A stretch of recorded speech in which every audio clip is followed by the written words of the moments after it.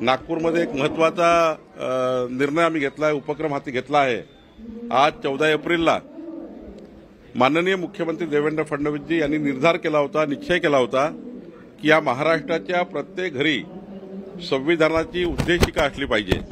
आणि आज समाज कल्याण विभाग आणि नागपूर जिल्हा नियोजन समितीच्या माध्यमातून पालकमंत्री म्हणून आम्ही हा निर्णय घेतला आहे की नागपूर जिल्ह्यातला पहिला जिल्हा या महाराष्ट्रातला आहे की आज महामानव डॉक्टर बाबासाहेब आंबेडकर जयंती या दिवशी घरोघरी आम्ही नागपूर जिल्ह्यामध्ये संविधानाची उद्देशिका हे घरोघरी वाटप करण्याचा कार्यक्रम सुरू केलेला आहे।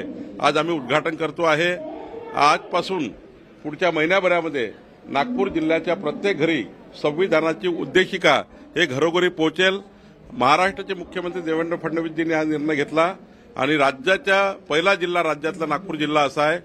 दीक्षाभूमीचा हा जिल्हा, उपराजधानीचा हा जिल्हा, या जिल्ह्यातनं हा उपक्रम सुरू झाला आहे।